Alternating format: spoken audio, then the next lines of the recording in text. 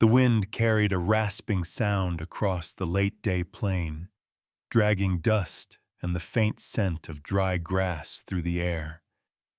It was the summer of 1878, near Red Tansy, land so wide a man could ride half a day and still see nothing but the color of hunger. The light had turned that bruised gold that comes before dusk, when everything looks both alive and dying. Malachi Rivers rode slow along the wagon track, his mare's hooves striking the cracked earth in steady rhythm. He was thinking about fence posts, about the leak in the trough by the east paddock, when he saw her. At first, she was only a shape at the edge of the road, leaning against a milepost bleached near white by years of wind. Then the shape moved, a stumble more than a step. The mare halted on her own. Malachi felt the air shift, thin and watchful. The woman was young, maybe mid-20s, her dress a washed-out green gone gray from dust. One sleeve hung torn, her skin beneath mottled with fading bruises. Her hair fell in uneven dark strands, sticky with sweat and grit. She looked like someone who had run until running failed her. When she tried to straighten, pain seized her breath. He heard the faintest word slip from her lips. No more loneliness. He thought he'd misheard, until she said it again, softer, as if confessing to the earth itself. Malachi dismounted, the creak of leather loud in the silence. His boots touched down near her shadow. The dog, Juniper, his only companion these last 6 years, moved first, tail low, sniffing at her hand. The woman didn't flinch. She simply let the dog's muzzle rest there, trembling. "You hurt bad?" he asked. Her gaze lifted, slow, cautious, eyes the color of tarnished metal. "Only where I still breathe." For a long moment, neither spoke. A vulture circled high overhead. Somewhere far off, a fence gate knocked in the wind. He reached for her arm, slow enough that she could refuse him if she wanted. She didn't. When he felt how light she was, how her body tried to hide the tremor in her ribs, he said quietly, "Let's get you out of this sun." She nodded once, a motion that cost her effort. Malachi lifted her onto his mare, careful to seat her sideways so she wouldn't twist her torso. The smell of iron and salt clung to her like old rain. Juniper padded behind as they rode toward the western ridge, where the land dipped toward the dry riverbed and his cabin waited. The trail wound through silence. He didn't ask questions. She didn't offer answers. The rhythm of hooves was steady, hypnotic. Once she turned slightly, wincing as she did. "You don't even ask my name." "Names come when folks are ready to give 'em," he said. "Not before." She looked ahead again, and he thought he saw relief flicker. Small, fleeting, like a match struck against wind. The cabin appeared at the far edge of the ridge. One room, porch sagging, smoke rising thin from a stovepipe. The last of the light caught the tin roof, flashing dull silver before dying into dusk. Malachi dismounted first. "You'll be all right here a spell." When he held out his hands, she hesitated only a second before letting him help her down. Her boots touched dirt, knees unsteady. Inside, the air was dim and still, carrying the scent of pine pitch and cooled coffee. He poured water into a tin cup and set it in front of her. She drank in small sips, like someone who didn't trust abundance. He took a shirt from a cedar chest, faded but clean, and laid it on the chair. "This'll do till your dress can be mended." Her eyes lifted to his face, surprise softening their guarded edge. "Why?" "Because it's here," he said simply. Outside, the wind rose again, rubbing against the cabin walls like a restless animal. Malachi glanced toward the door. He never used a lock. The world outside had already taken too much from both of them. For a moment he caught her looking there too, as if testing whether she could run. Then her shoulders loosened, and she sank into the chair. The lamplight touched her skin like forgiveness. He turned away, busying himself with the kettle, though it was already hot. Through the window he saw the last streak of sun fade behind the ridge, time for humps, the sky falling into a quiet blue that felt almost merciful. She spoke suddenly, voice low. "You don't even know what I've done." "No," he said, "but you're breathing. That's enough for tonight."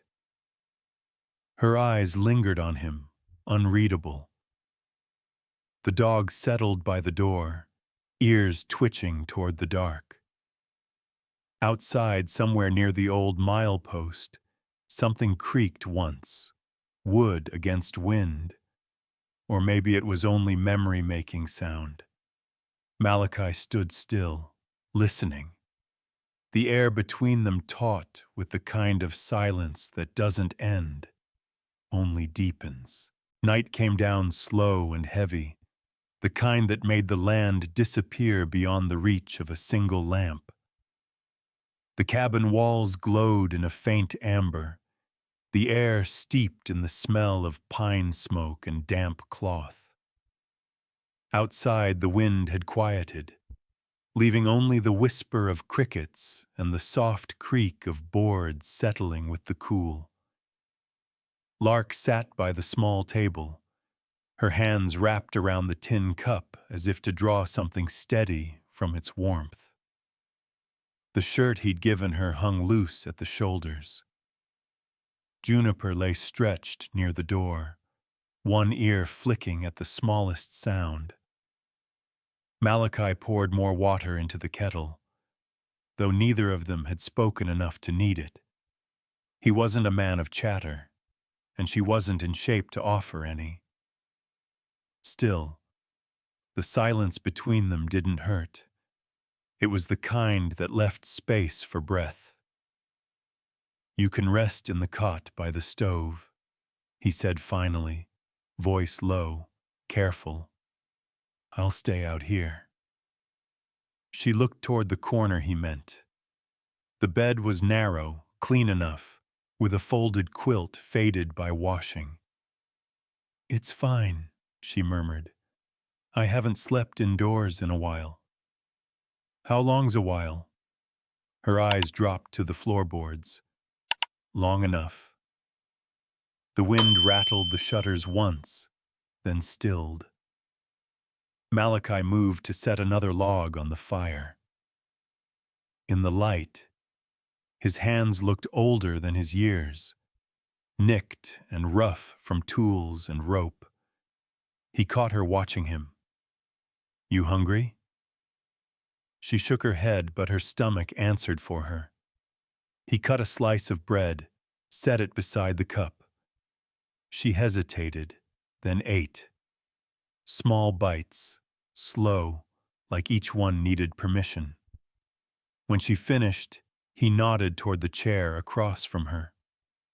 "I'll mend that tear in your sleeve tomorrow." "You don't have to." "I know." The fire popped, throwing a spray of sparks up the chimney. For the first time, she met his gaze long enough that he saw the bruised ring beneath one eye, the faint scar near her temple. She wasn't weak. She was worn thin. Outside, a coyote called across the flats. One long rising note, then silence. She drew the quilt around her shoulders. "Why's your door not locked?" Malachi glanced toward it. "Ain't been locked in years." "You're not afraid someone might come in?" He half smiled. "If they mean trouble, a lock won't stop 'em. If they don't, I'd hate to make 'em knock." The corner of her mouth twitched, almost a smile, but not quite.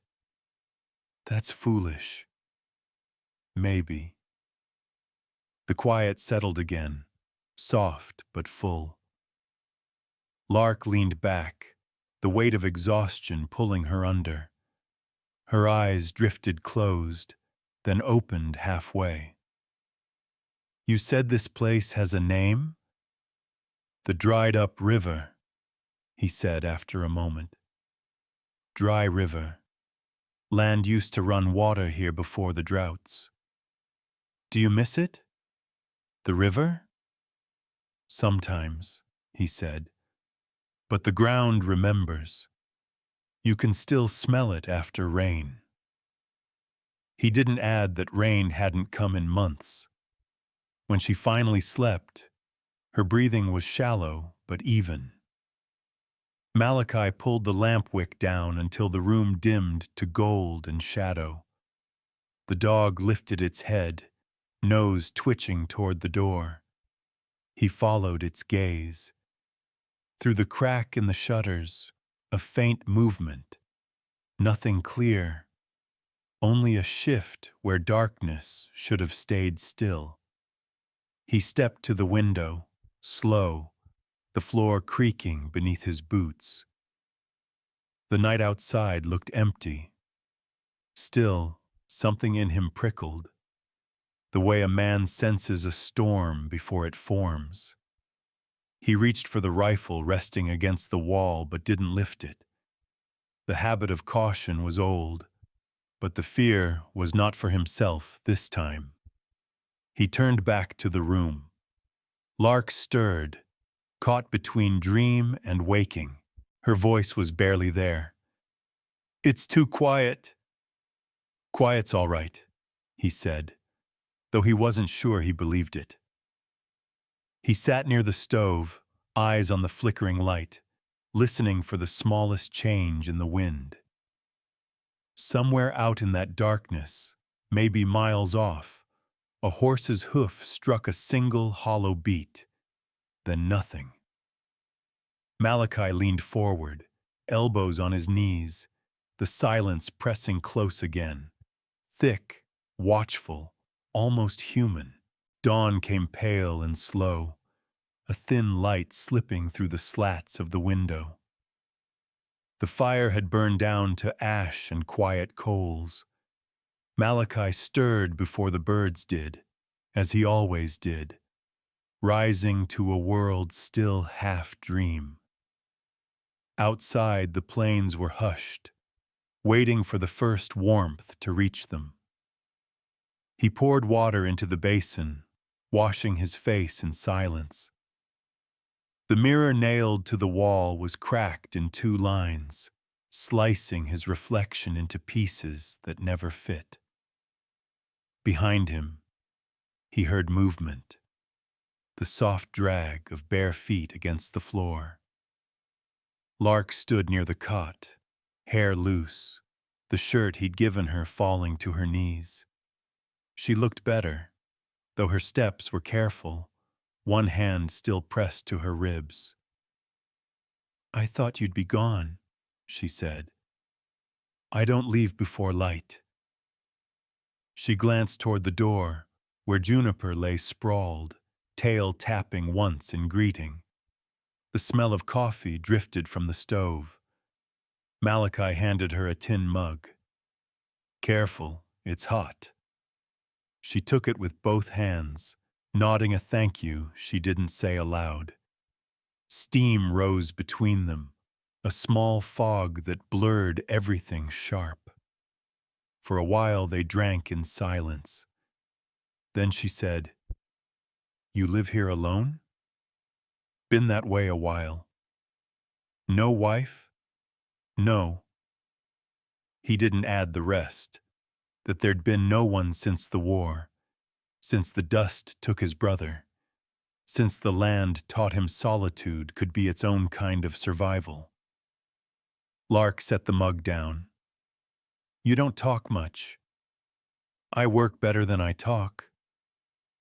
She gave a soft sound, maybe a laugh, maybe just breath catching in her throat. "Then what needs doing?"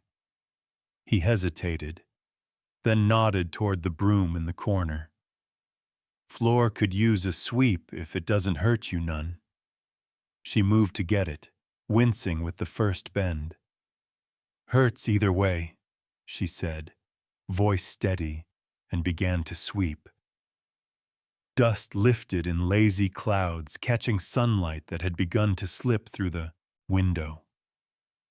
Each motion was slow, measured, as though she was learning her own strength again.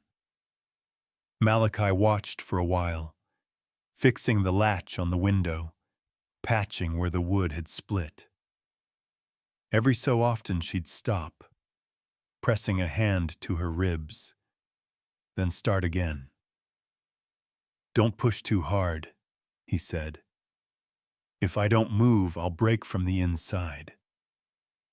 He didn't argue. Some things didn't need correcting. After a while, she leaned the broom back against the wall and stood looking around the small room. The tools, the stove, the single shelf lined with jars. Her eyes fell on the worn Bible resting open on the table. The pages were thin, corners curled. "You read it?" she asked. "Sometimes." "What's it say?" He smiled faintly. "Depends on who's reading." She came closer, tracing the edge of the page with a finger. "I used to pretend I could," she murmured, almost to herself. He looked up. "Pretend?" She gave a small shrug, eyes still on the paper. "Never learned proper. My pa said words were for preaching, not surviving." He didn't speak for a moment, hearing something in her tone that felt too familiar. The sound of someone made to feel smaller than their own name. "If you want," he said, "I can show you some letters. Nothing fancy. Just enough to see what's yours." She blinked at him, startled, then nodded once. "Maybe." Juniper's tail thumped at the word, as if agreeing. The morning settled into quiet again. Malachi stepped outside to fetch water, the light already warming the dust to gold. From behind him came the soft scrape of broom bristles, a rhythm that somehow steadied his pulse. He paused on the porch, looking out toward the horizon. In the far distance, a shimmer of dust rose, small, fading quickly. Could have been wind. Could have been something else. He stayed watching until it vanished into the glare. Inside, Lark hummed under her breath, a tune without melody, more like the memory of one. When he came back in, she looked up, and for a brief moment, the house felt lived in again. "You planning to go into town?" she asked. He nodded. "Need salt and a few other things." Her eyes darkened slightly. "You go alone?" "I usually do." "I can come." He studied her face, saw the flicker of fear she was trying to bury beneath the offer. "You sure about that?" She took a breath that trembled halfway. I'm tired of being afraid of people. He nodded slowly. Then we'll leave after noon. For the first time she smiled, a small, uncertain thing, but it reached her eyes. Outside a wind picked up, carrying the dry scent of sage and something distant, metallic. Malachi felt it settle against his skin like a whisper from the land itself. The air was changing. He didn't know yet that someone had already taken notice of the stranger staying under his roof. By the time the sun reached its high mark, the land shimmered under heat. The wagon wheels groaned through the ruts, their rhythm slow and stubborn. Lark sat beside Malachi, her hands folded tight in her lap, knuckles pale against the fabric of the borrowed dress. Juniper ran along the edge of the trail, tongue out, tail dusted white with powdery soil. The road to Red Tansy was narrow, the kind that made travelers visible long before they arrived. Malachi could already see the dark line of the general store, its sign hanging crooked, a dull squeak in the wind. The air smelled of grain and leather, and somewhere beyond that, the faint tang of gossip waiting to be spoken. When they reached the store, two men on the porch stopped their talk. One leaned against the post, eyes sliding over Malachi before landing on Lark. The other spat into the dust and muttered something low. Malachi's hand tightened on the reins, but he said nothing. Words didn't change a man who'd already decided what he saw. Inside, the air was cooler, thick with the scent of flour and dried herbs. Shelves lined the walls, barrels of coffee beans, salt, bolts of cloth. Mrs. Murdoch stood behind the counter, her gray hair pinned neat, eyes sharp as nails. "Morning, Mr. Rivers," she said. "Morning, ma'am." Her gaze flicked to Lark. The pause was short, but it carried weight. "You've brought company." Lark inclined her head, voice barely above a whisper. "Just passing through." Mrs. Murdoch nodded, her expression unreadable. "You'll find salt in the back, thread by the door." Malachi gathered what they needed while Lark drifted along the aisles, touching nothing. She stopped near a small display of ribbons, fingers hovering over a faded blue one. Her reflection caught in the window beside it. Thin, tired, but steadier than before. Two women entered then, skirts rustling, laughter sharp as cut glass. They stopped talking when they saw Lark. One of them, Mrs. Whitlow, leaned, close to whisper behind her hand. The other pretended to browse, eyes cutting sideways. Lark felt the heat rise up her neck. She didn't turn, didn't move. Her throat tightened around the familiar weight of being watched. Malachi came up beside her, placing a small tin of coffee on the counter. "You ready?" She nodded, though her fingers trembled slightly. At the register, Mrs. Murdoch added up the items with a soft click of her tongue. "That'll be $1.75. He handed over the coins. The sound of them hitting the counter was louder than it should have been. When they stepped back into the sunlight, the air felt heavier. Across the street, Sheriff Wexler leaned against a post outside his office, chewing on a piece of straw. His gaze followed them. Not unfriendly, not kind, just measuring. "Afternoon, Rivers," he called. "Sheriff, You find everything you need? Mostly. The sheriff's eyes shifted to Lark. Didn't know you had a housekeeper.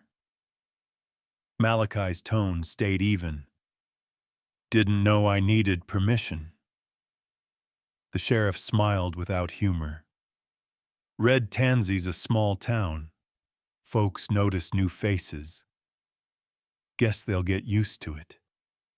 They held each other's gaze a moment longer before the sheriff tipped his hat and turned away. Lark exhaled slowly. He thinks you're trouble. He's not wrong, Malachi said, a wry curve to his mouth.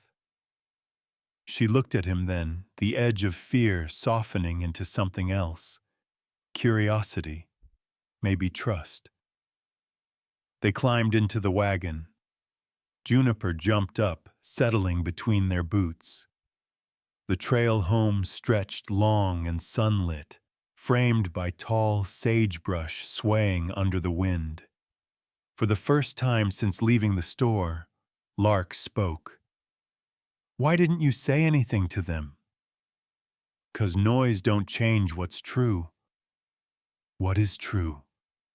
He glanced her way. That you're safe under my roof. That's enough, for now. The words settled deep, quiet as prayer.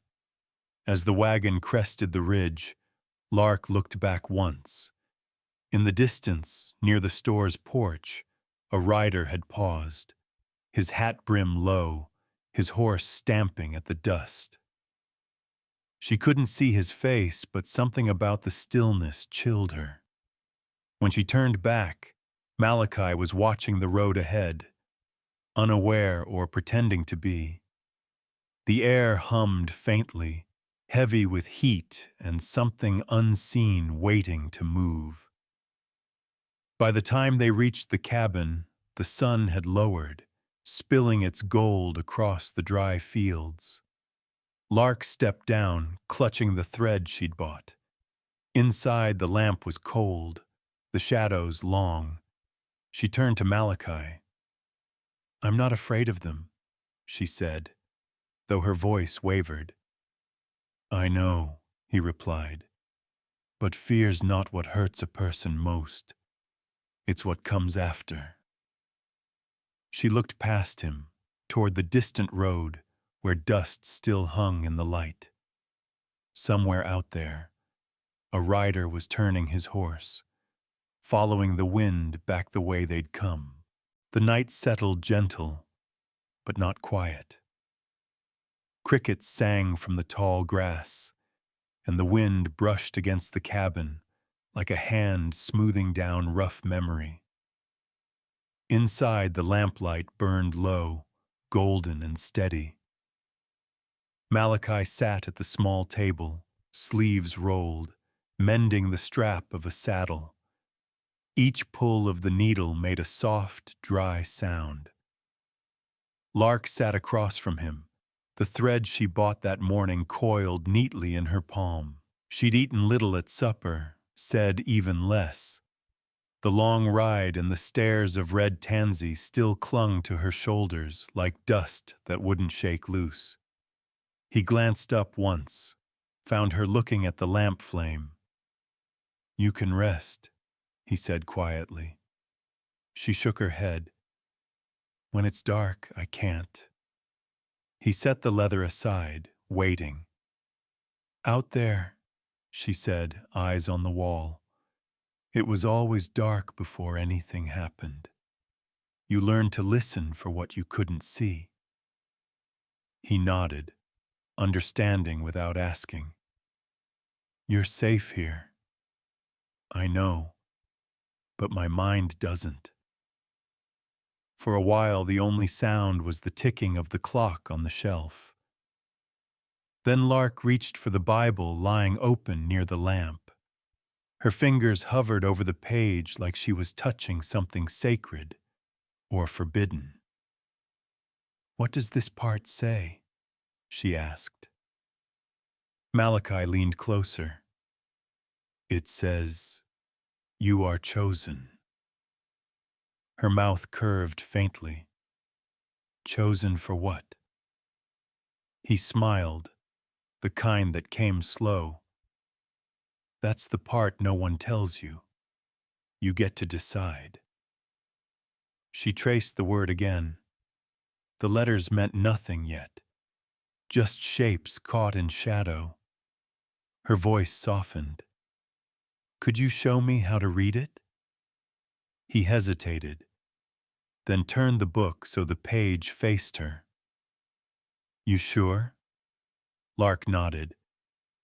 I'm tired of pretending I understand. He took a pencil stub and drew an A on a scrap of paper, his handwriting steady, deliberate.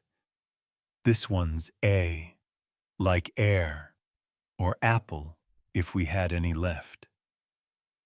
She repeated it, lips forming the sound with care. A. He wrote another. B. Her brow furrowed. That one looks like a fence. He laughed quietly. Maybe that's all letters are. Fences to keep thoughts from running wild.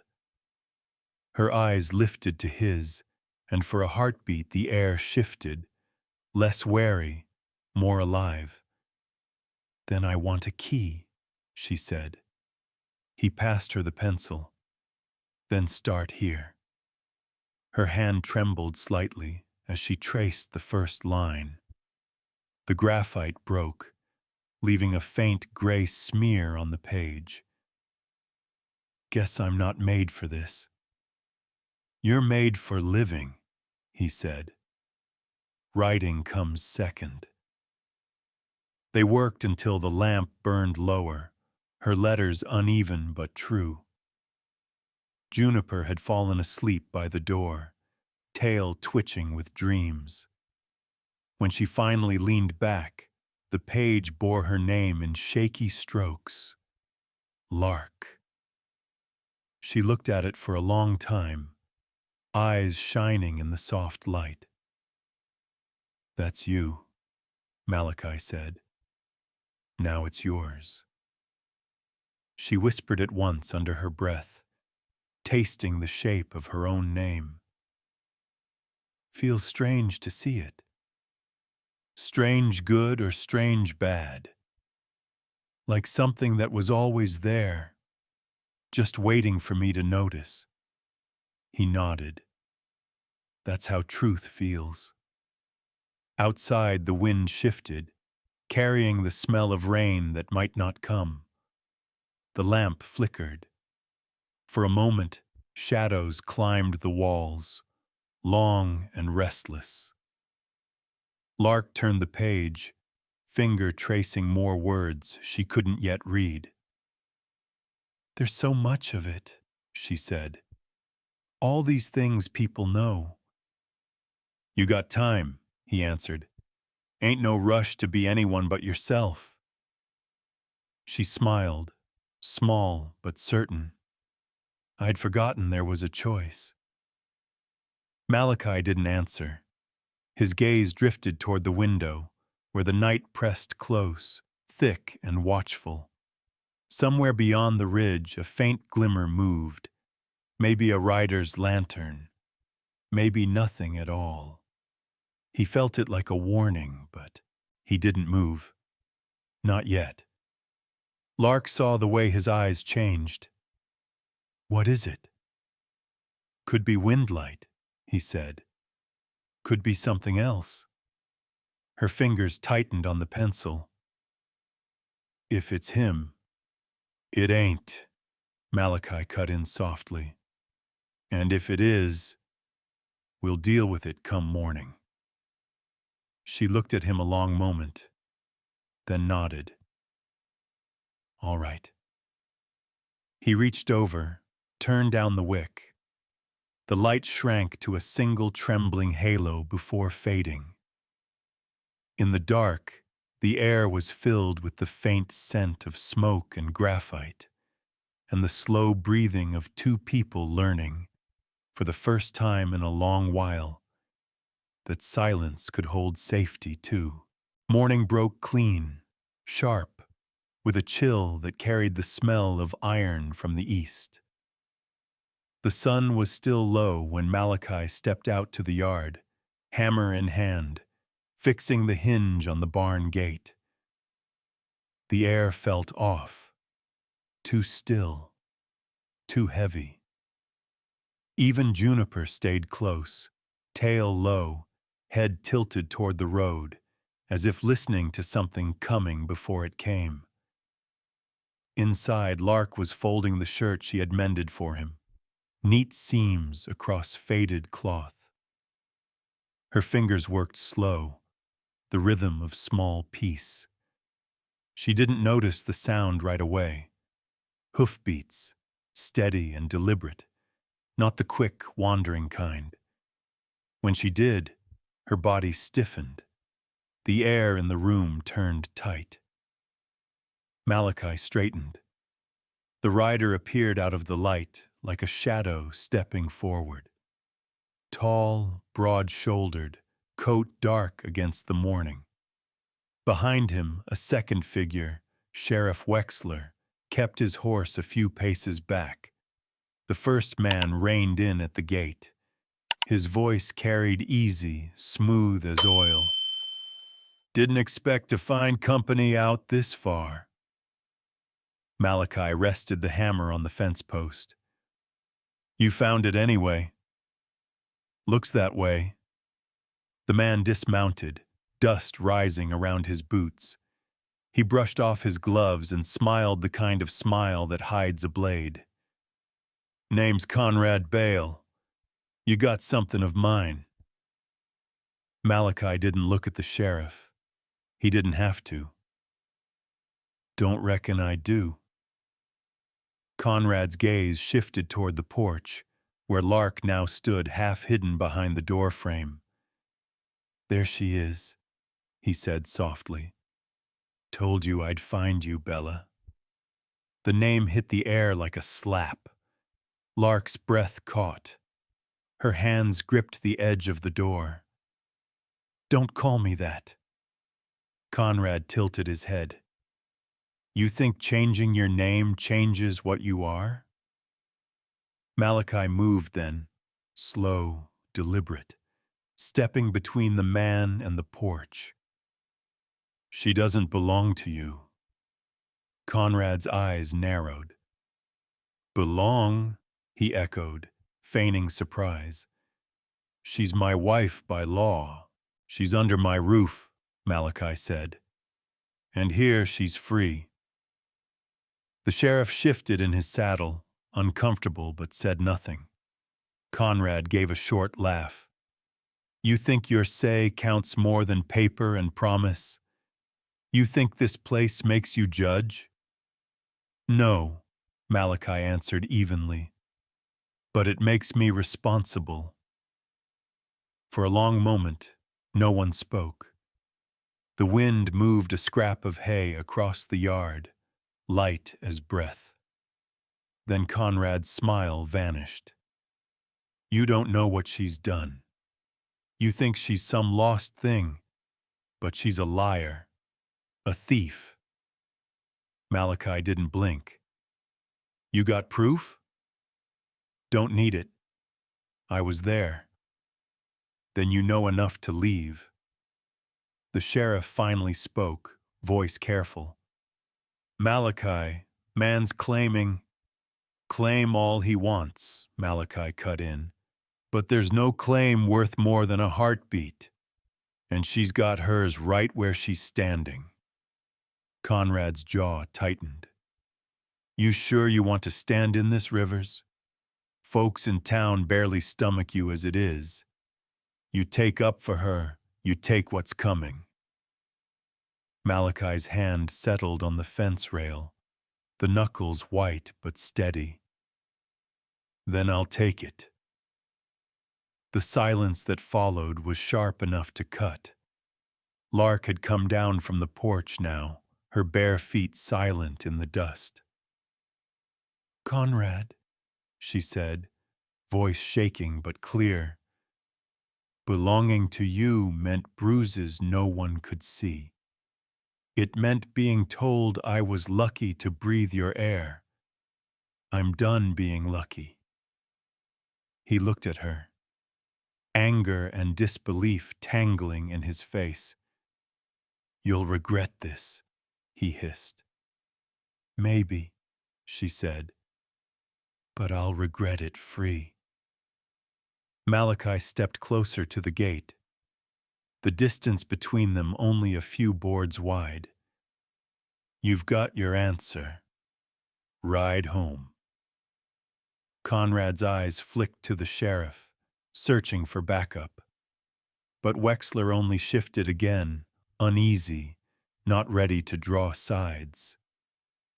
Finally, Conrad spat in the dust. You're a fool, Rivers. Both of you are. He swung up onto his horse, jerking the reins hard. The animal reared, hooves striking sparks off stone.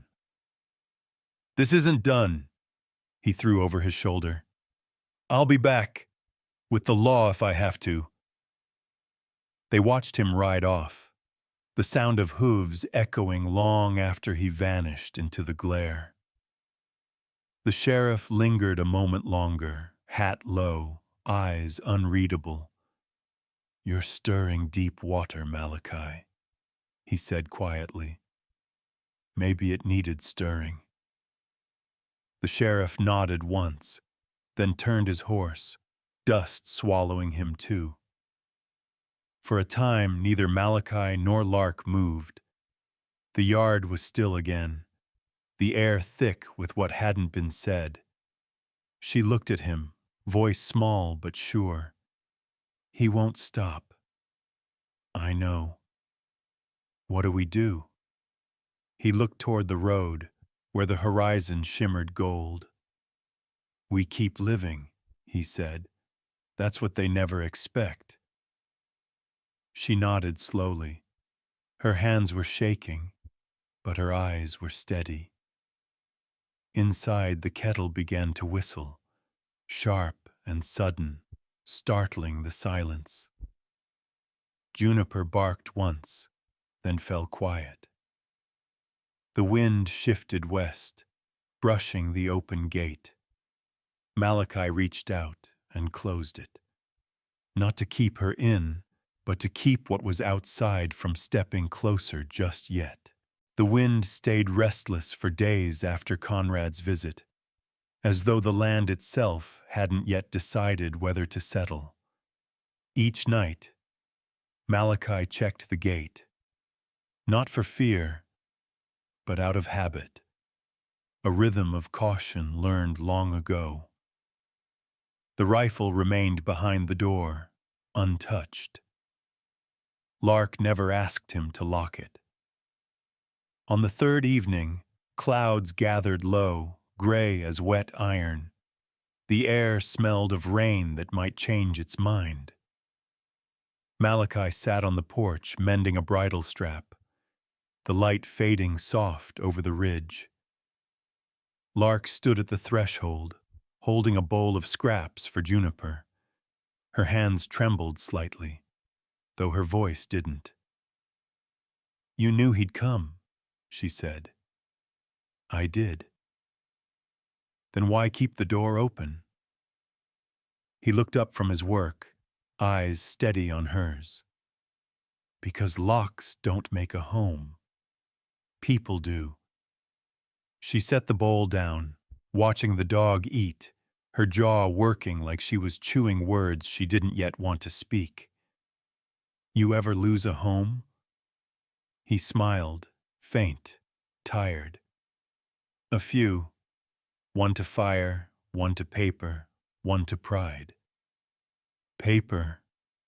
Malachi leaned back, resting the bridle on his knee. The story had been folded up inside him for years, but the silence between them now felt strong enough to hold it. After the war, I tried to settle land in Kansas. Had the deed, had the sweat. But a colored man's signature didn't weigh what a white man's word did. They burned me out before the crops even rose. said I didn't belong. He paused, eyes fixed on the horizon where dusk had turned the hills blue. Been trying to belong somewhere ever since. Lark sank down on the step beside him. The boards creaked under her weight. You did nothing wrong. He shrugged. Didn't matter then. Still does. He looked at her, at the bruises now fading to yellow, at the way she met his gaze without flinching. Maybe, he said softly, but I learned to keep the door open and my heart shut. Easier that way.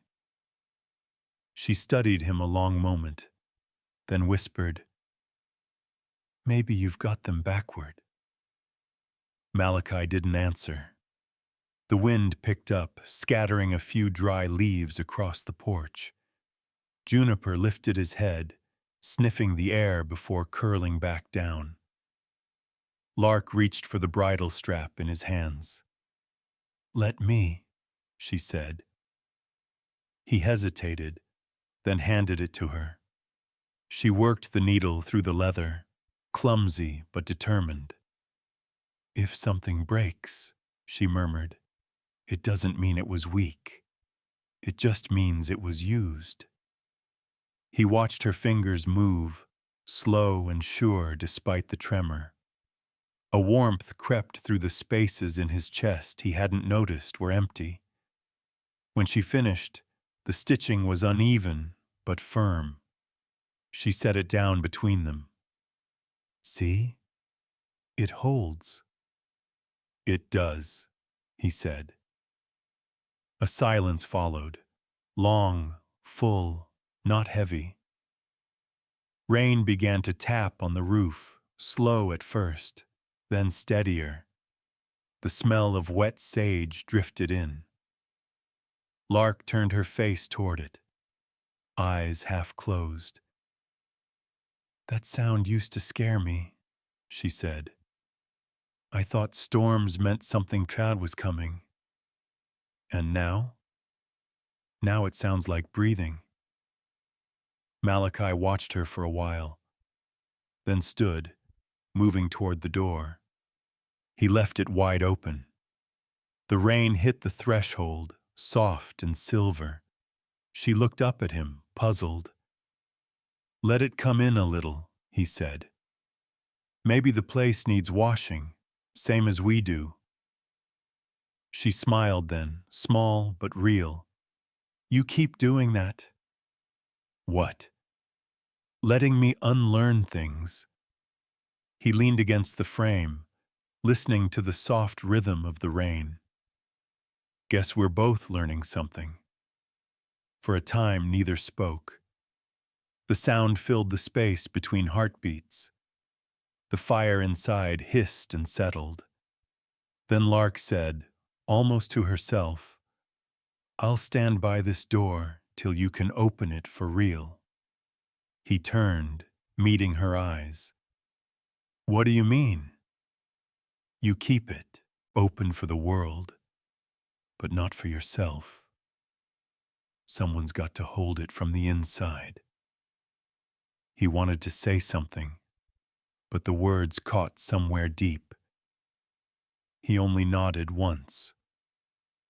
Outside, thunder rumbled faintly over the plains.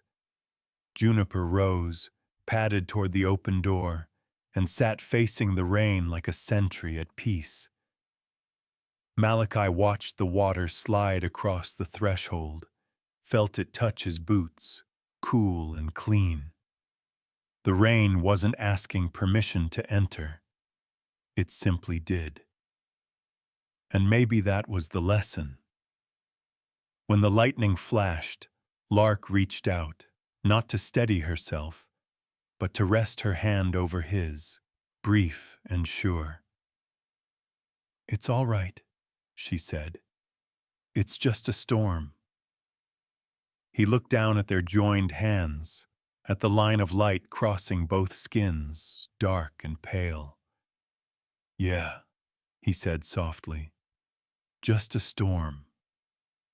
But in his chest, something long locked began to turn like a key. The rain came harder through the night, pounding the roof till the boards hummed.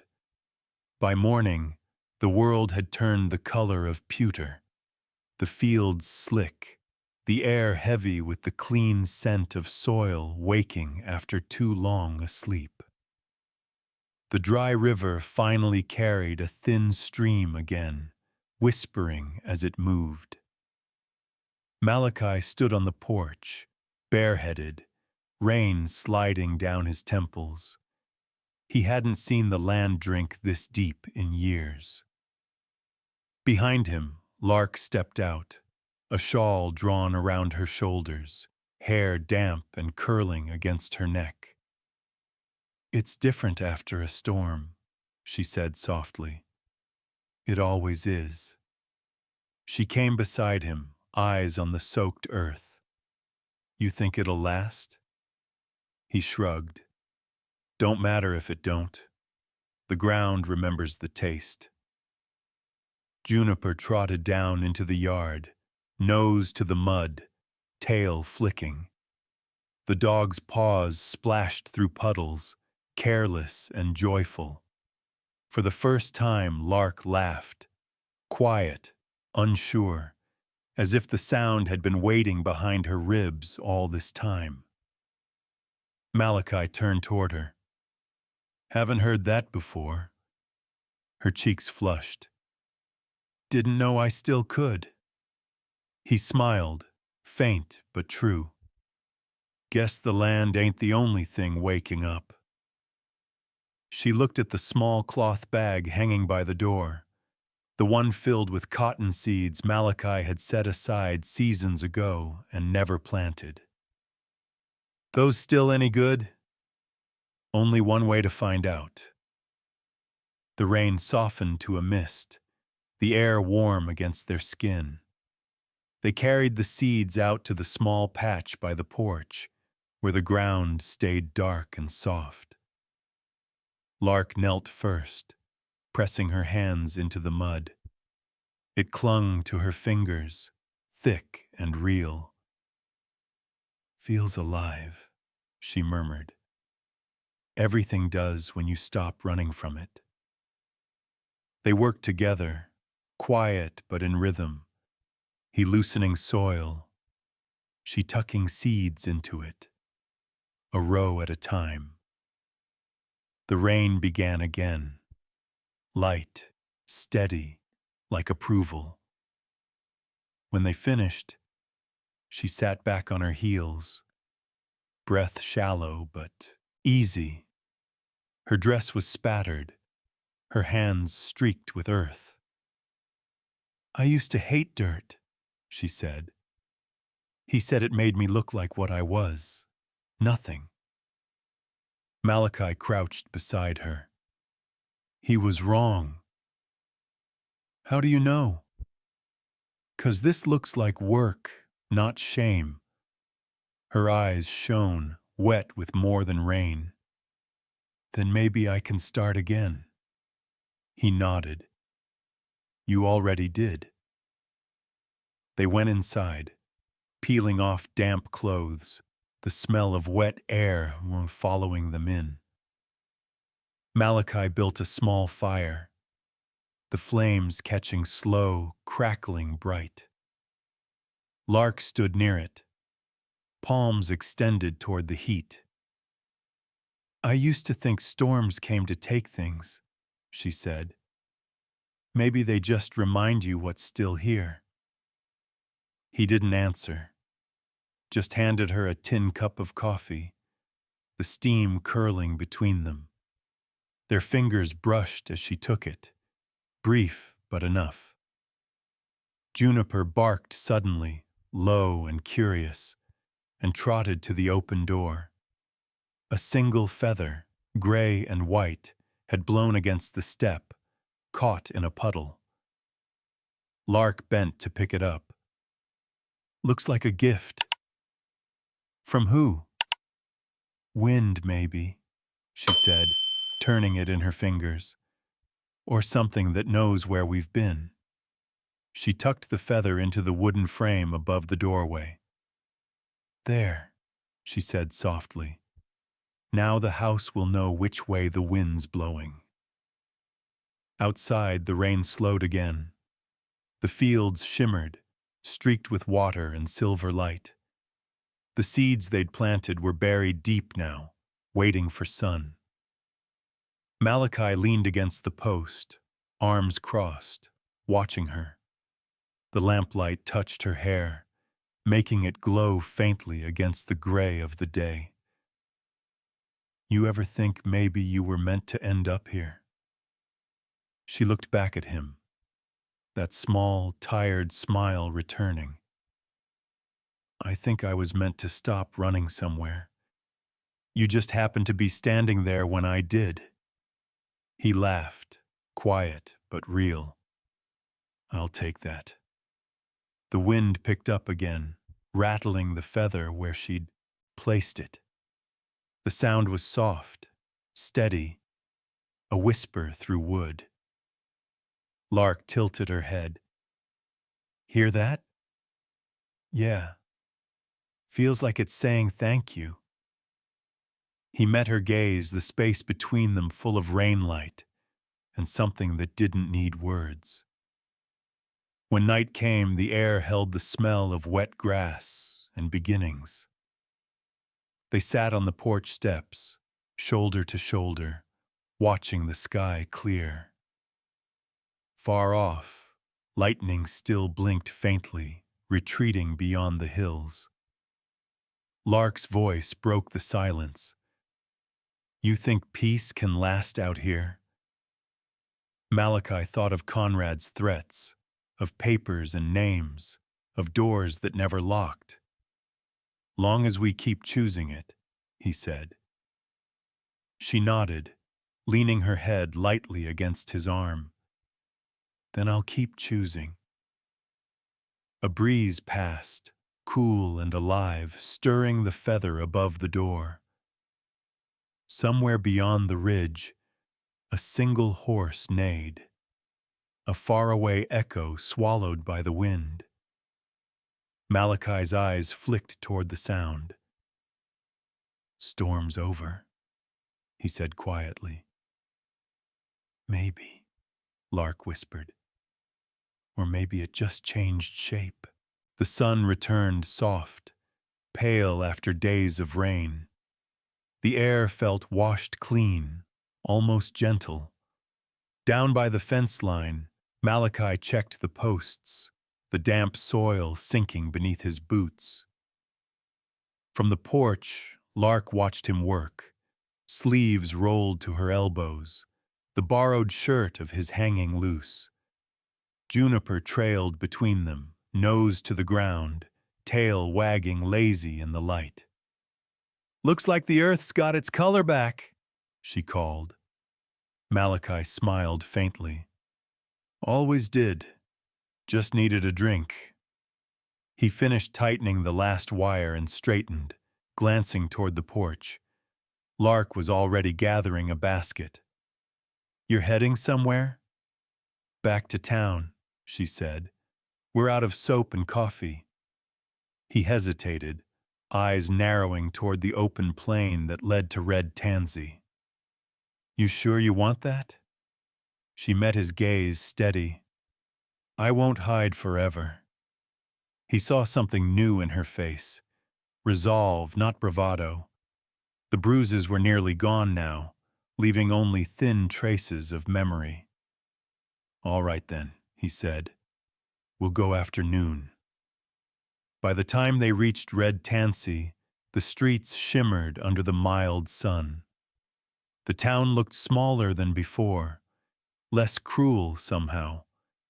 Mrs. Murdoch's store smelled of fresh flour and oil lamps.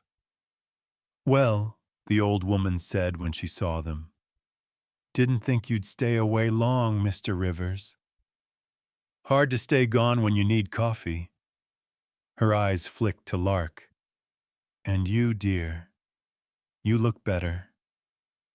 Lark managed a small smile.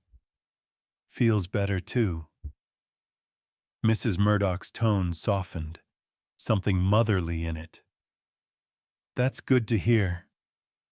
As they shopped, a small girl wandered in from outside, a child with dark braids and skin the color of copper dust. She held out a feather, gray with a white tip. "Mama says you should have this," she told Lark. Lark crouched down, surprised. "Why me?" "Because you look like you can hear the wind," the girl said simply. Lark's throat tightened. "What's your name?" "Cheyenne." The child grinned, missing one front tooth. "Mama's at the forge. She said to tell Mr. Rivers the hinge is ready." Malachi nodded. "Tell your mama I'll come by after we're done here." Cheyenne darted out, leaving the feather behind. Lark turned it over in her hand, tracing the smooth vein. "She said I can hear the wind," she whispered. "Maybe she's right." They paid for their things and walked to the blacksmith shop. Ruthie Jones stood by the anvil, sparks flying with each strike. Her dark arms shone with sweat and power. When she saw them, she smiled, teeth bright against the soot. "Malachi Rivers, you still breaking more than you fix?" He chuckled, trying to do less of both. Her gaze flicked to Lark, kind and knowing. "Heard talk," Ruthie said, "but talk ain't worth the breath it costs. Folks learn slow out here." Lark met her eyes. "They'll learn." Ruthie's smile widened. "That's the spirit." When they left, the afternoon had deepened. The sound of hammer on steel faded behind them. On the boardwalk, Sheriff Wexler passed by, nodding once without stopping. It wasn't warmth, but it wasn't warning either. As they neared the wagon, a gust of wind came sudden, spinning dust along the road. The feather Cheyenne gave her slipped from Lark's fingers, then caught again mid-air, twisting before landing right side up at her feet. "Guess it knows where home is," Malachi said. She laughed softly. "Then maybe I should hang it next to the first one." The ride home was quiet but light. The land gleamed under the fading sun, puddles like mirrors scattered across the flats. Lark held the feather tight, the edge tickling her wrist. When they reached the cabin, she climbed down first. The house looked different now, less a refuge, more a place chosen. She stepped to the doorway, tucking the new feather beside the old one. The two brushed against each other, swaying in the breeze. Juniper barked once and ran toward the yard. Malachi followed his gaze. Out beyond the ridge, a figure stood by the road, too far to read, still as a rock against the dying light. The shape didn't move, didn't raise a hand, just watched. Lark came up beside him. "Someone you know?" He shook his head. "Could be anyone." The figure turned, slow, and disappeared over the rise. The wind picked up, rattling both feathers above the door. Lark frowned. "They sound different." Malachi nodded, voice low. "One's from peace," he said. "The other's from warning." She looked at him sharply. "What kind of warning?" He met her eyes. "Paper kind." The color drained from her face, but she didn't step back. "Then we'll read it this time." He studied her, pride mixing with fear. "You're sure?" She nodded once. "I can read my name now." That's a start. The last of the light faded, leaving the yard dim and silver. Somewhere in the distance, a rider's silhouette moved against the horizon, the faint glint of metal catching the sun's final edge. Juniper growled low. Malachi rested a hand on the dog's head. "Easy," he murmured. "We'll know soon enough." The wind carried the faint rattle of approaching hooves, soft, rhythmic, drawing nearer, then gone again, swallowed by distance. Lark's voice was steady when she spoke. "Whatever it is, I won't run." Malachi nodded. "Then neither will I." They stood side by side in the half-dark, the feathers brushing each other above their heads, one whispering calm, the other whispering change. The morning came too still, the kind of quiet that made even the air seem cautious. The sky stretched pale and open, a sheet of waiting light. Malachi was splitting kindling when he heard the distant beat of hooves. It was steady, official, the kind of rhythm that carried law or the shape of it. Lark was inside, humming faintly as she poured coffee. Her voice stopped mid-note when the sound reached her. Juniper growled low by the door. "Stay inside," Malachi said, setting down the axe. "I'm done hiding," she replied, stepping to the threshold. A cloud of dust rose along the road, and soon Sheriff Wexler appeared, his horse lathered and uneasy. In his hand, a folded paper, creased, stamped, and wrong. He dismounted slow, as if the air itself might protest. "Morning, Malachi," he said. "Sheriff?" Wexler's eyes flicked toward Lark, then back.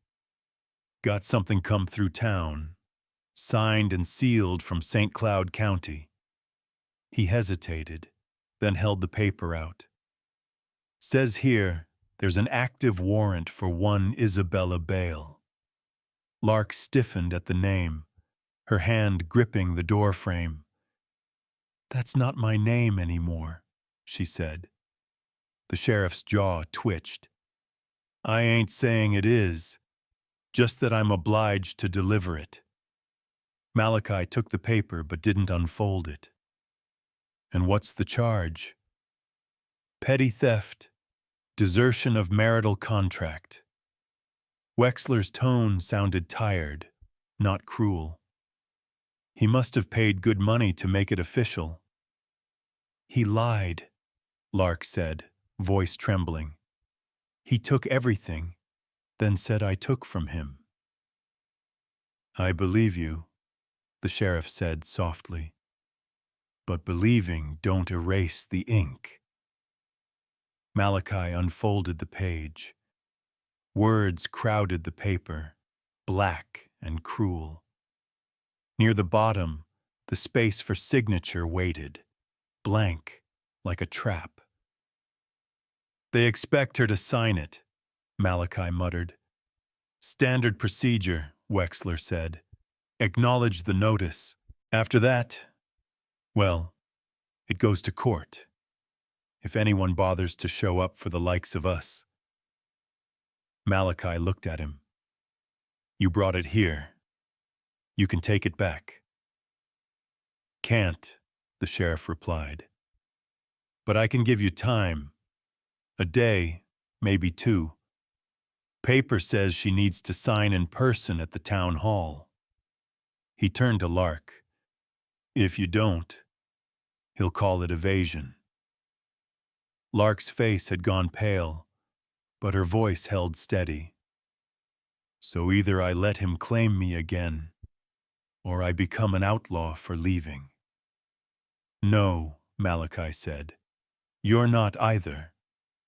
He reached for her hand, guiding it to the table where the Bible still lay open from nights before. He pointed to the word she had learned. Choose. Remember this?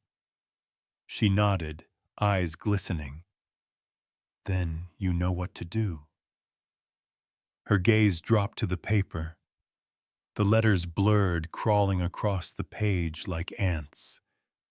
But she found one word. Her name. The old one. For the first time she read it clear. She pressed the pencil against the margin, not to sign, but to draw a single line through it. No more, she whispered. The sheriff's eyes softened. You just made my job harder, ma'am. Then you'll have to work for the right side today, Malachi said.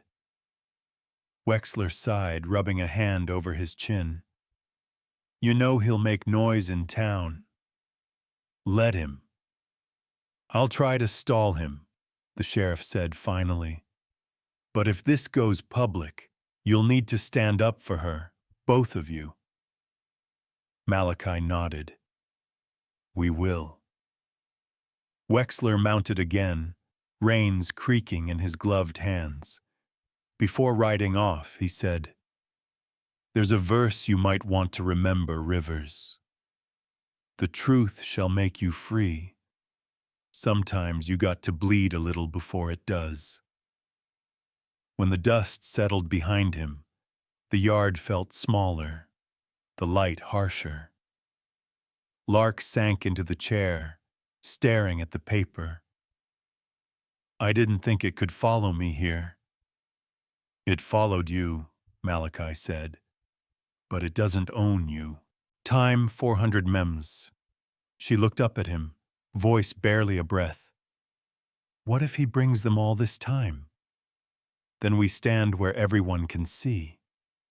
He picked up the pencil she'd used and folded the paper neatly, placing it inside the Bible, right under the verse the sheriff had quoted.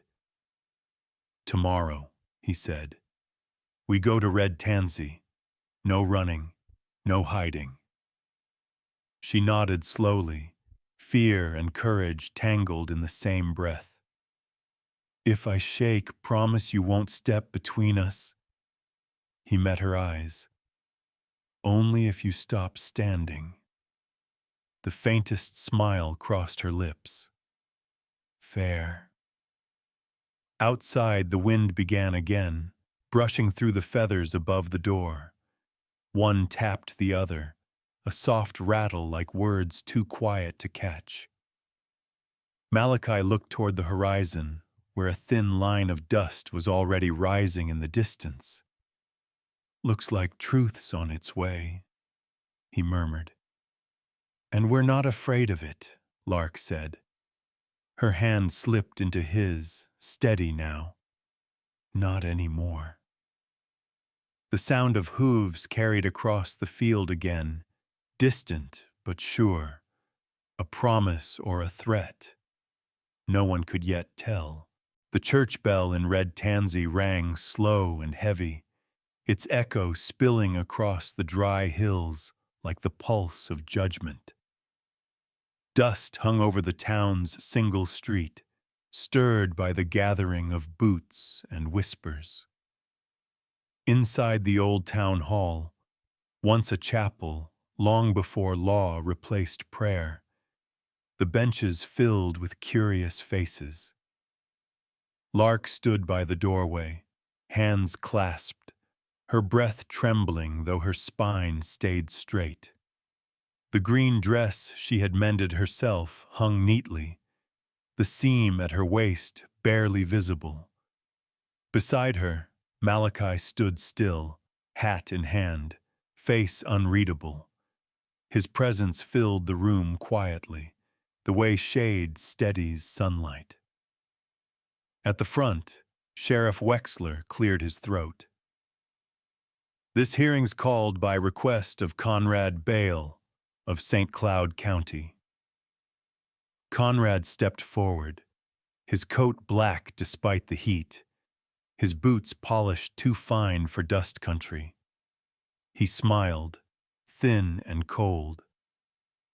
"That woman," he said, pointing toward Lark, "is my wife by law. She left my property, took what wasn't hers, and hid herself under another man's roof." A murmur rippled through the room.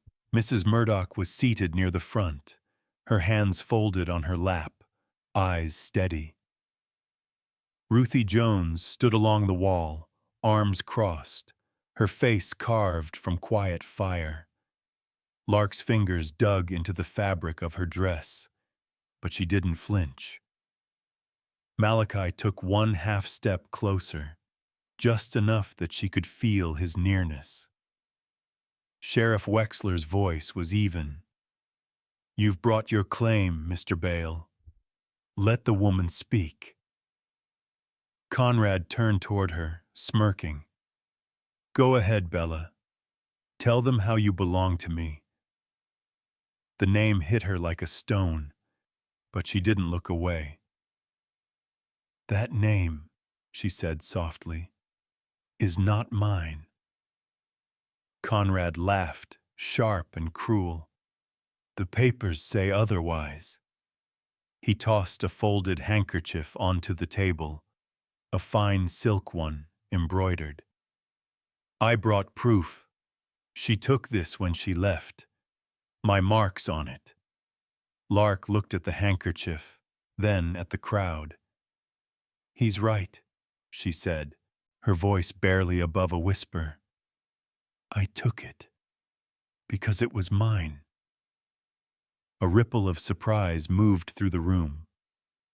"It was a wedding gift from my mother," she continued, "before he burned her letters and told me I had no past but his." The air thinned. Malachi's jaw tightened. Lark stepped forward, one hand resting on the table for balance. "I don't have papers to show, but I have marks too." She raised her sleeve, showing faint scars like thin ropes around her wrist. "His rings did that. His words did worse." Conrad's face hardened. "Lies." Mrs. Murdoch stood. "I saw the bruises when she came to my store." Ruthie Jones's voice followed. "And I saw her work for her keep, not hide behind it." Sheriff Wexler turned to Conrad. "You got anything else that ain't made of noise?" Conrad looked from face to face, finding fewer allies than he expected. "She can't even sign her name," he spat. Lark drew a breath. "I can now." She reached for the paper on the table, the same warrant that had followed her here, and with slow precision wrote her name. Lark Turner. The letters trembled but stood whole. Then she looked up at him. "I left because I chose to, and I choose again, here, in front of everyone." The room went still. A window creaked open somewhere, letting in a blade of morning sun that cut across her face. Conrad's smirk faltered. "You'll regret this." Malachi stepped forward then, voice calm but carrying through the room. "She already lived her regret. What she's living now is truth." Wexler's hand hovered near his belt, but he didn't draw. "I think that's enough." Conrad glared at them all, but no one moved aside for him. He turned sharply, pushing through the crowd, the door banging open behind him. Dust followed him out. Silence settled, deep and shaking. Lark exhaled, the sound half sob, half release. Mrs. Murdoch reached over, taking her hand. "You done something mighty brave, child." Ruthie nodded. "Took back your name, took back your say." Wexler folded the warrant, tearing it clean down the middle. "Paper's only paper," he said. "The truth's the ink." Outside, the sky had turned gold. When they stepped out, the light struck full on Lark's face. She blinked against it, then smiled, small, trembling, but real. Malachi handed her his hat. "For the walk home." She laughed softly. "You think the road's watching?" He looked toward the horizon. "I think it's listening." They walked side by side through the thinning crowd. Behind them, the bell tolled once more, not for judgment this time, but for release. The wind shifted westward, carrying the scent of rain long past, and something new, wild cotton blooming far off in the field. Lark's hand brushed his as they walked. "If I stay," she began. He stopped, turning toward her. "Then you stay because you choose it." She met his gaze, eyes bright. "Then I choose."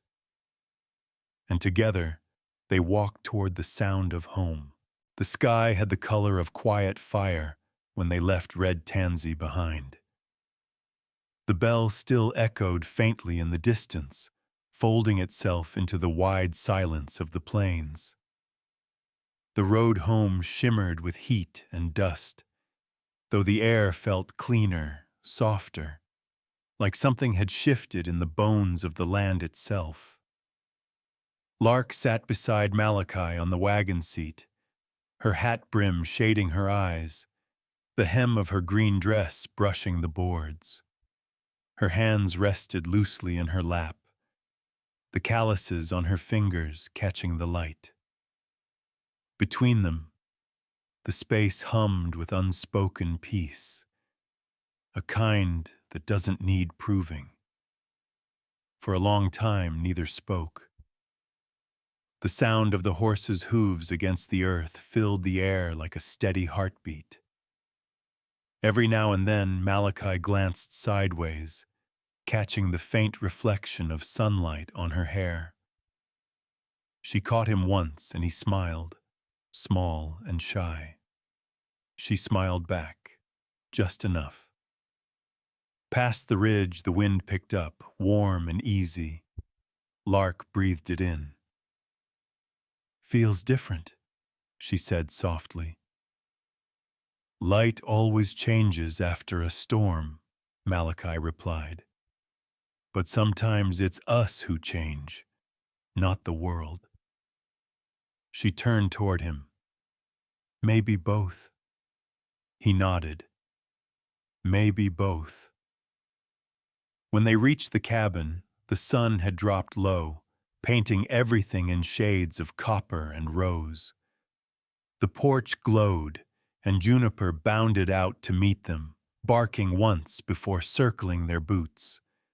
The dog's fur shimmered with dust and joy. Lark crouched, scratching Juniper's head. "You kept watch for us, huh?" The dog licked her wrist, tail thumping against the step. Malachi smiled, unfastening the harness. "He don't sleep much when we're gone.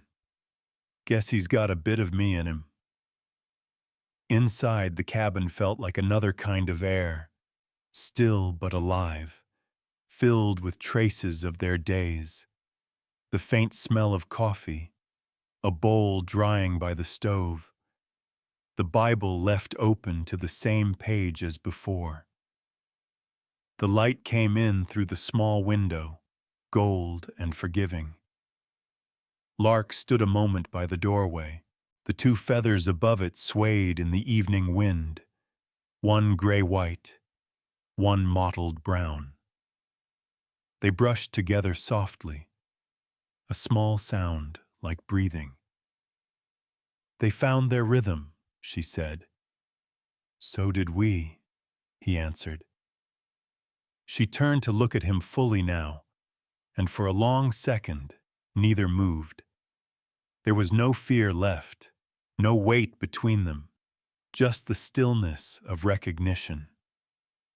Malachi stepped closer.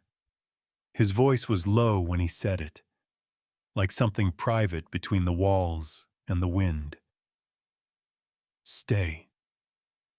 She blinked, uncertain she'd heard right.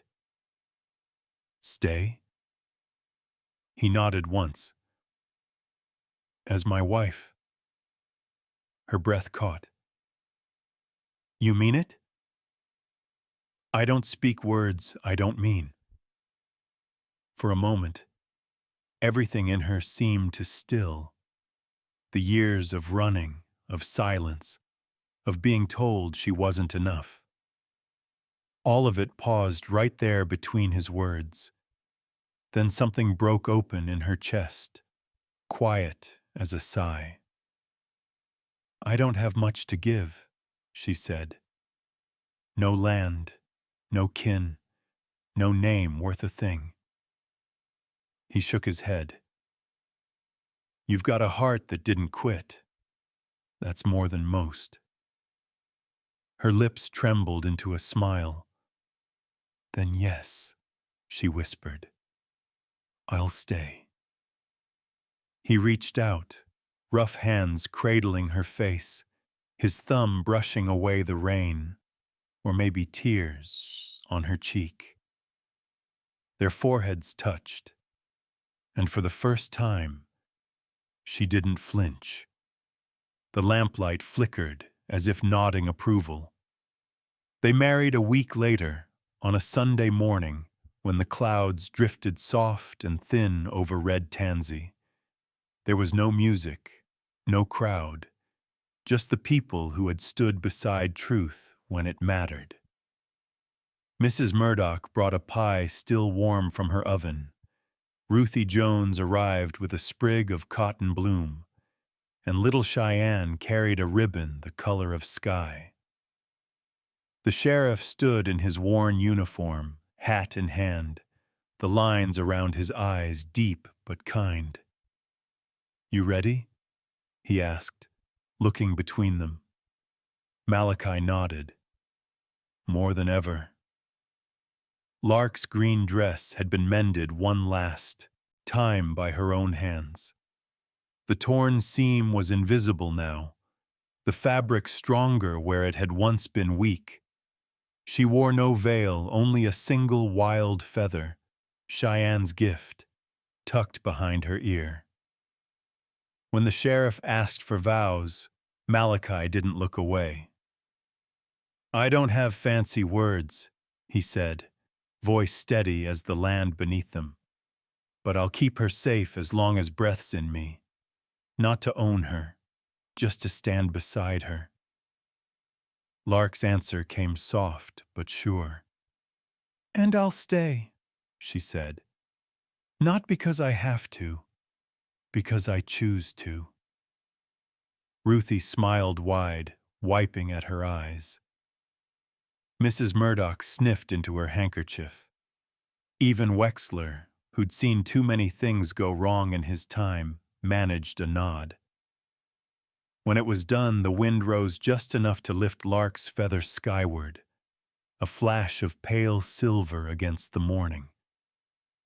They rode home slow, their wagon creaking under the small weight of gifts, a sack of flour, a spool of thread, and a tin cup etched with initials freshly carved, M and L.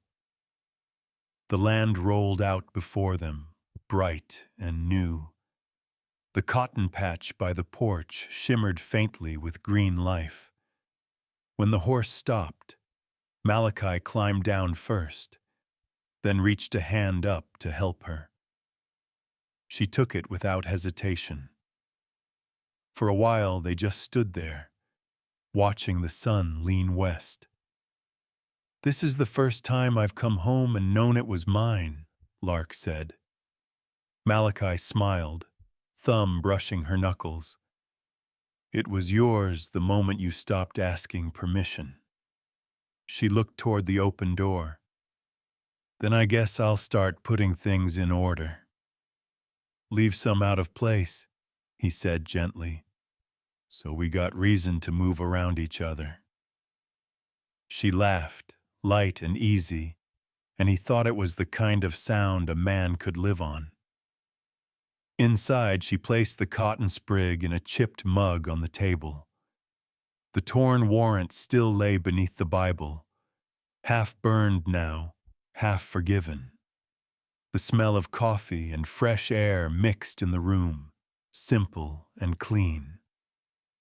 By dusk, the fields glowed silver. The two of them sat on the porch bench he had built from scrap wood.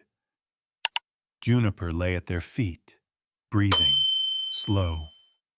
The stars began to show, first one, then a scatter of hundreds, until the sky looked like it had been mended with light. Lark leaned her head on his shoulder. Sometimes, she whispered, I wonder what might have happened if you'd kept riding that day. He turned slightly toward her. Then we'd both still be lonely. She smiled, a tear sliding down her cheek unnoticed. You think peace can really last? He took a slow breath. Not by itself. You got to keep choosing it. Same way you keep tending a field. Miss one day, weeds move in.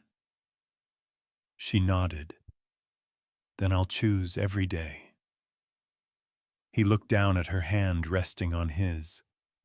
The scar along her wrist caught the light, silver against her skin.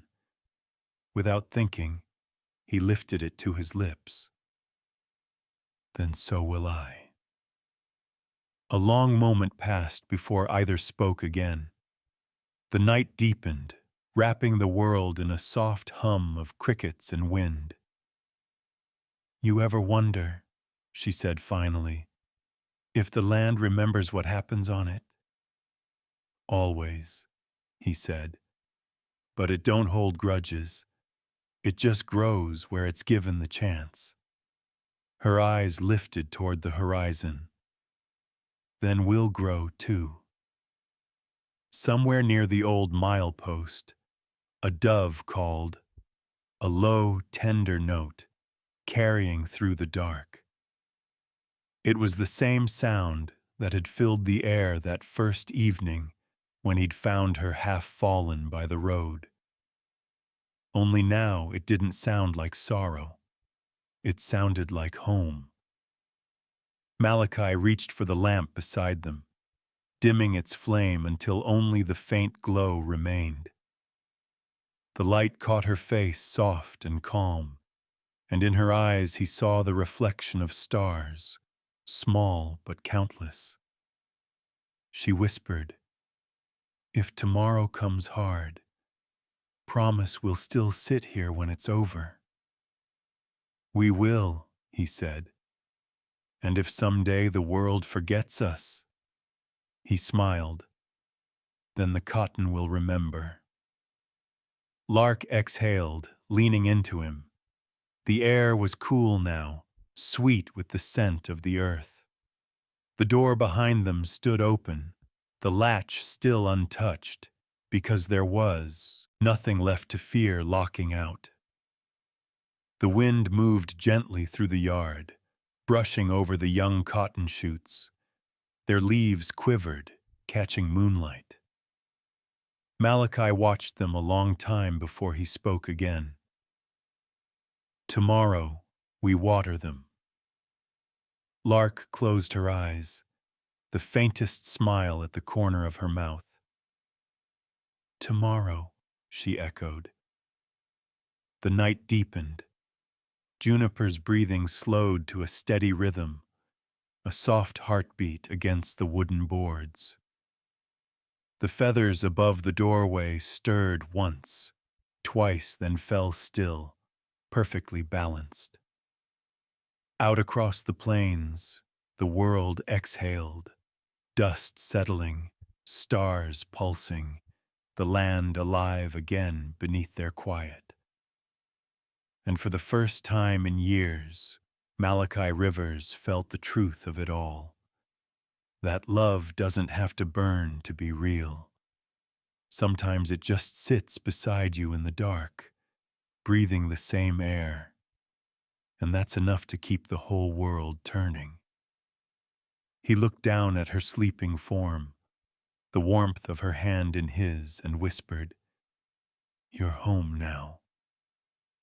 Above them, the stars shimmered brighter, as if the sky itself had heard. When the dust settles and the stars rise over the quiet plains, some stories remind us that it's never too late to find peace, or love that heals instead of hurts.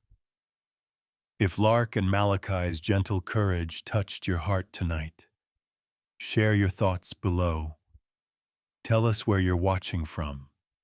Like, subscribe, and ring the bell, so you'll never miss another evening by the fire with our Western tales. Here the West still speaks, softly, bravely, and full of heart.